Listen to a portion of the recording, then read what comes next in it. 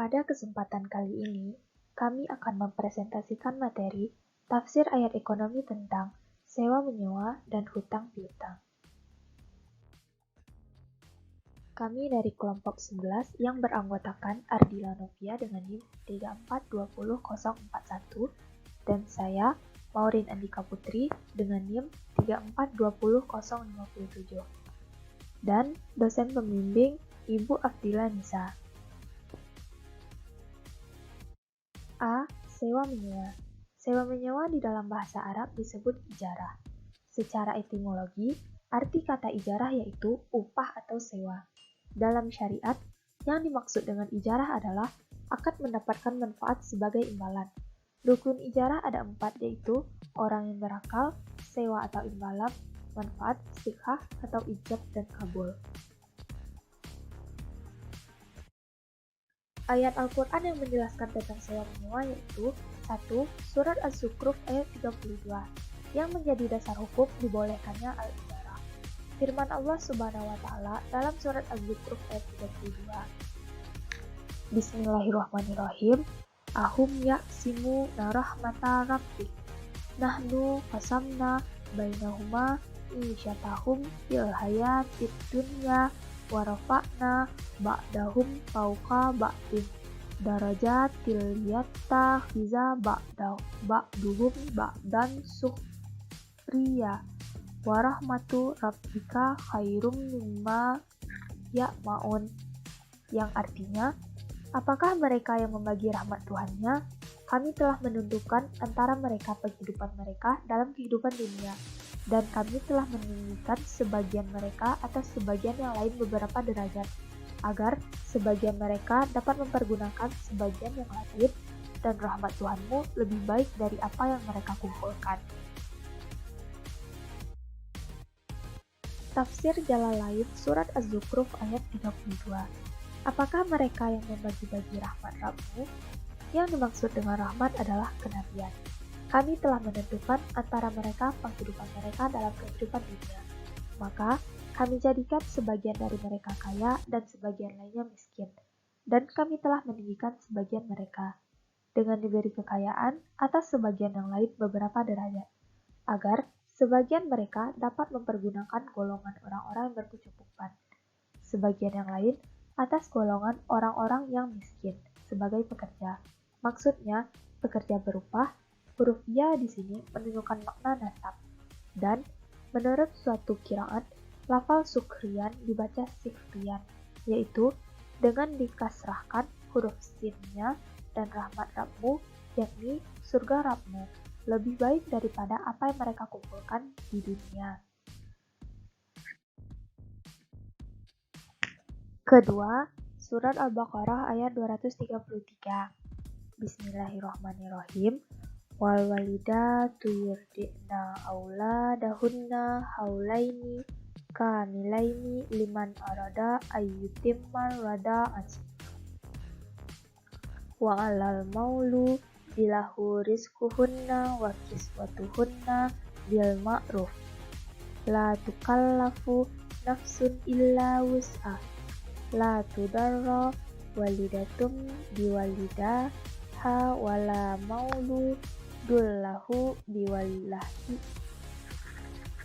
biwaladihi wa alal warisi mislu zalik fa in arada fidalan antara din minhuma wa tasyawuri fala junaha alaihim wa in aradatum antastar di'u auladakum fala junaha alaikum ida salamtum ma ataitum bil ma'ruf wattaqullahu wa'lamun annallaha bima ta'maluna basir, yang artinya, dan ibu-ibu hendaklah menyusui anak-anaknya selama 2 tahun penuh. Bagi yang ingin menyusui secara sempurna, dan kewajiban ayah menanggung nafkah dan pakaian mereka dengan cara yang patut. Seseorang tidak dibebani lebih dari kesanggupannya. Janganlah seorang ibu menderita karena anaknya, dan jangan pula seorang ayah menderita karena anaknya. Ahli waris pun berkewajiban seperti itu pula. Apabila keduanya ingin menyapih dengan persetujuan dan permusyawaratan antara keduanya, maka tidak ada dosa atas keduanya. Dan jika kamu ingin menyusukan anakmu kepada orang lain, maka tidak ada dosa bagimu memberikan pembayaran dengan cara yang patut. Bertakwalah kepada Allah dan ketahuilah bahwa Allah Maha melihat apa yang kamu kerjakan. Tafsir Jalalain Surat Al-Baqarah ayat 233. Para ibu menyusukan, maksudnya hendaklah menyusukan anak-anak mereka selama 2 tahun penuh, sifat yang memperkuat, yaitu bagi orang-orang yang ingin menyempurnakan penyusuan dan tidak perlu ditambah lagi. Dan kewajiban yang diberi anak, maksudnya bapak, memberi mereka para ibu sandang pangan, sebagai imbalan menyusukan itu, yakni jika mereka diceraikan, artinya menurut kesanggupannya, setiap diri itu tidak dibebani kecuali menurut kadar kemampuannya. Maksudnya kesanggupannya. Tidak boleh seorang ibu itu menderita kesengsaraan disebabkan anaknya. Misalnya, dipaksa menyusukan padahal ia keberatan dan tidak pula seorang ayah karena anaknya. Misalnya, diberi beban di atas kemampuannya. Mengidhafatkan anak kepada masing-masing ibu dan bapak pada kedua tempat tersebut ialah untuk mengimbau keprihatinan dan kesantunan. Ahli waris dari bapaknya, yaitu anak yang masih bayi, dan di sini ditunjukkan kepada wali yang mengatur hartanya. Artinya, seperti kewajiban bapaknya memberi ibunya sandang pangan apabila keduanya ingin, maksudnya ibu bapaknya menyapih sebelum masa 2 tahun dan timbul dari kerelaan atau persetujuan keduanya dan hasil musyawarah untuk mendapatkan kemaslahatan si bayi, maka keduanya tidaklah berdosa atas demikian itu.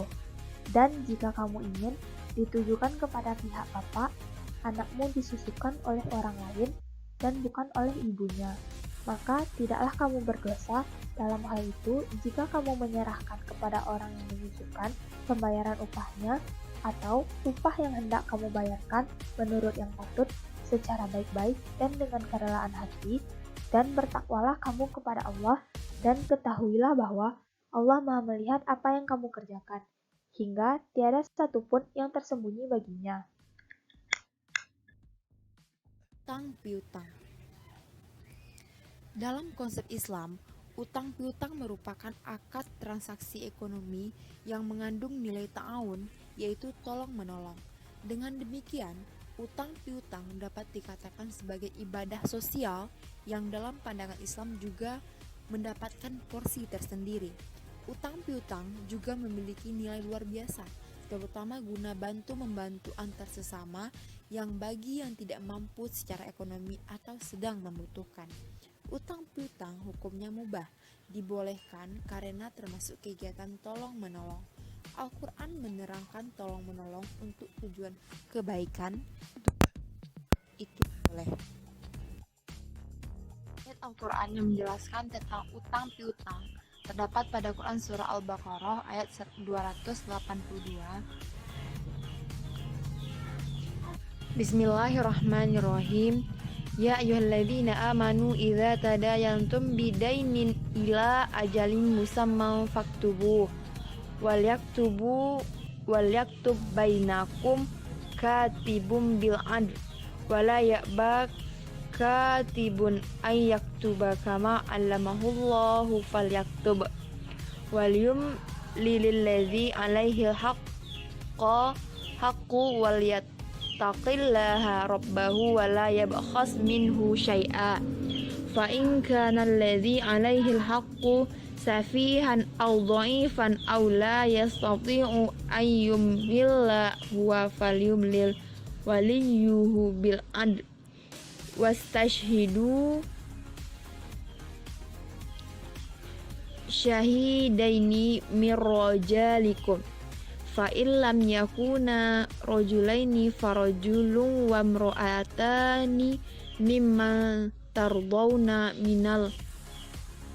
minasyuhada'i an tadilla ihdahuma fatudzakkara ihdahumal ukhra wala ya'bas syuhada'u idza ma du'u wala tas'amu an taktubuhu saghiran aw kabiran ila ajalih dzalikum aqsatu indallahi wa mulish syahadati wa adna alla tartabu illa an takuna tijaratan hadiratun tudirunaha bainakum falaisa alaikum junahun alla taktubuha wa ashhidu idza tabayatum wala yudarra katibu wala syahid wa in taf'alu fa innahu fusuqum bikum wattaqullah wa yu'allimukumullah wallahu bikulli syai'in alim. Terjemahan Quran Surah Al-Baqarah ayat 282.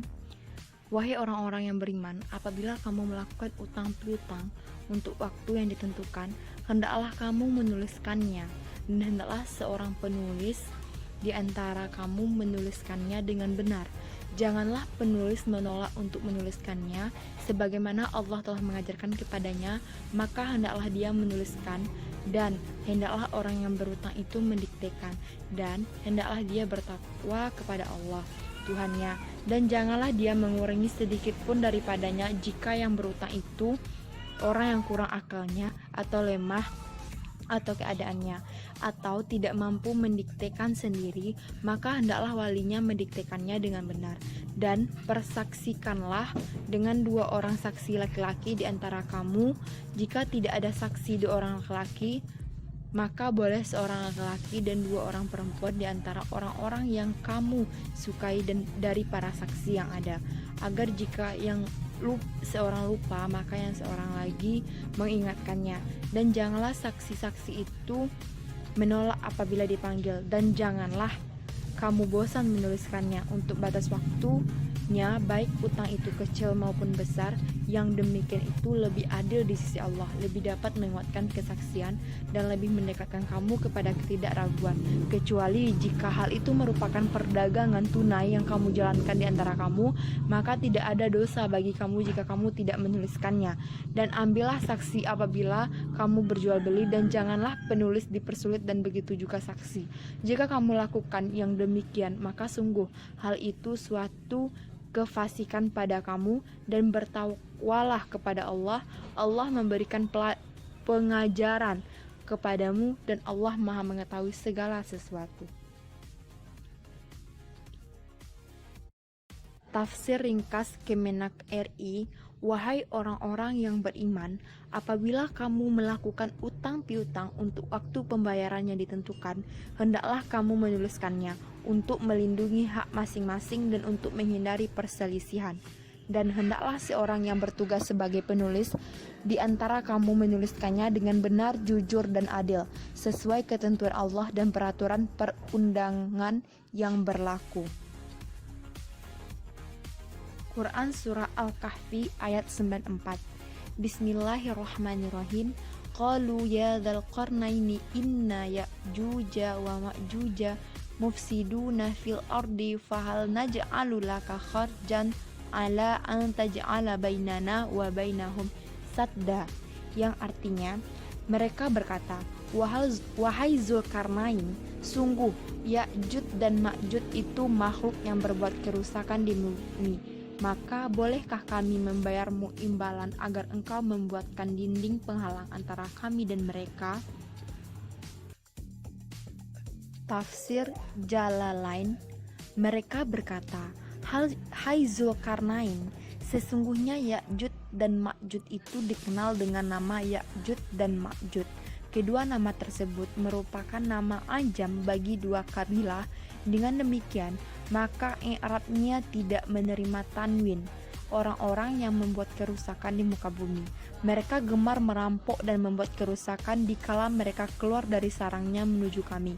Maka dapatkah kami memberikan sesuatu pembayaran kepadamu, yakni upah berupa harta? Dan menurut qiraat yang lain, lafal kharjan dibaca kharajan, supaya membuat dinding antara kami dan mereka, tembok penghalang hingga mereka tidak dapat mencapai kami.